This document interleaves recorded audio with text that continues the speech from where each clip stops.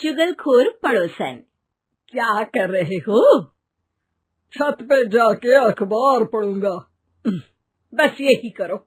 तुम्हें पता भी है कि बहू क्या गुल खिला रही है? उसने नया फेसबुक अकाउंट बना लिया है। रोज 10 फोटो डालती है।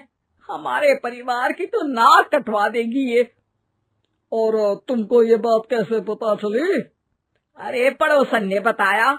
उसकी बहू भी फेसबुक पर है ना, तो उसको पता चल गया। हाँ हाँ, जैसे तुम तो बहुत भोली हो।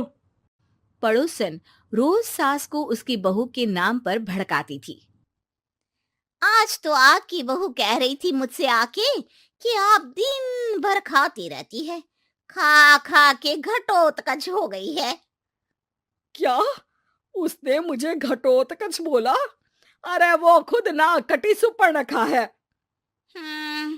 आप कह रही हो तो सही होगा, लेकिन आप उसको बताना मत कि मैं ये सारी खबरें आपको देती हूँ। शाम को जब बहू पड़ोसन के पास जाती है, आज तो तेरी सास तुझे सुपर्णखा कह रही थी, कल ताड़का भी कह देगी। पता नहीं इतनी अच्छी बहू मिली है, फिर भी वो तुझे राक्षसनी क्यों समझती है? आप कितनी अच्छी हैं। आप मेरी सास की हर बात मुझे बता देती हो, वरना मुझे पता ही नहीं चलता कि वो मेरी पीठ के पीछे इतनी बुरी बात करती है। चालाक पड़ोसन रोज ही दोनों सास बहू के सामने उन दोनों की ही बुराई करती और चुगली करके बातें बता देती, ताकि दोनों में हमेशा लड़ाई होती रहे। आपने तो बस छत पे बैठ के अखबार पढ़ना है और चाय के घूंट पीना है। बहू की वजह से मुझे तो जहर के घूंट पीने पड़ रहे हैं। कल वो मुझे मोटी घटोत्कच बोल रही थी। तो तुम भी तो उसको नाक कटी सुपर्णखा बोल देती ना। हाँ हाँ, वही बोल दिया मैंने उसे। आप मुझे कितना समझते हो। बहुत अच्छे से। अब मुझे वो ये बात पड़ोसन ने बताई ना, वही तो है आपकी शुभ चिंतक। पर मैं इस बहू को ना सबक सिखा के ही रहूंगी। जरूर सिखाना चाहिए, पर आज तुम मेरे साथ शाम को छत पे बैठना, एक तरकीब बताऊंगा। बिल्कुल बिल्कुल, कितना ध्यान रखते हो जी आप मेरा। मैं ना सब ध्यान रखता हूँ। शाम को जब सास और ससुर छत पर बैठे होते हैं कि यहाँ खड़ी हो जाओ, यहाँ से ना तुमको पता चल जाएगा कि बहू की अगली चाल क्या है। अच्छा, कैसे? सवाल मत पूछो, जैसा कह रहा हूं वैसा करो। थोड़ी देर में ही छत पे बहू की आवाज आने लगती है। मेरी सास लायक ही नहीं है। मुझे पता होता तो सास बहू की भी कुंडली मिलवा लेती पहले ही। तेरी सास तो मुझे भी पसंद नहीं है। मेरे पास जब भी आती है तेरी बुराई करती रहती है। कभी सुपर्णखा कहती है, कभी हिडिंबा कह के कामचोर भी बोलती है, अरे कभी कभी तो चुगलखोर भी बोल देती है। काश आप जैसी होती मेरी सास। ऊपर छत पे पड़ोसन और बहू की आवाज सुन के सास के होश उड़ जाते हैं। समझी? जी समझी। सुबह तुम्हारे सामने ये बहू की बुराई करती है और शाम को बहू के सामने तुम्हारी। मतलब आप सिर्फ अखबार नहीं पढ़ते, सारी खबरें भी रखते हैं।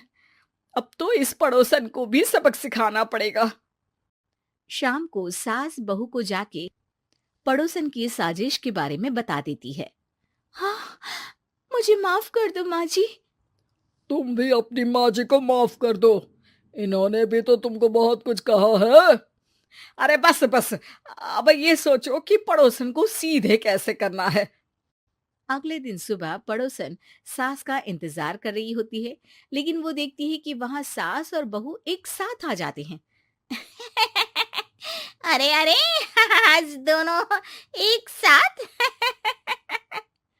हाँ, सोचा कि बहू की पीठ पीछे बुराई करने से क्या फायदा, मुंह पे ही बोलती हूँ मैं।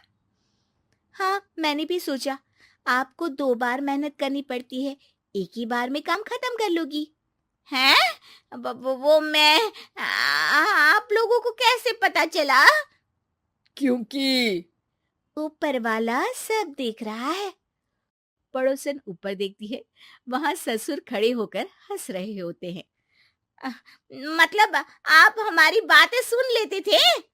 हाँ, सुन लेता था और मजे भी लेता था। आपको तो शकुनी होना चाहिए। क्या चाल खेली है आपने, एकदम सास बहू के सीरियल जैसी। तो बताओ पड़ोसन जी, मेरी बहू ने आपसे अब मेरे बारे में क्या बोला? यही बोला कि सास बहुत अच्छी है, बहुत ध्यान रखती है।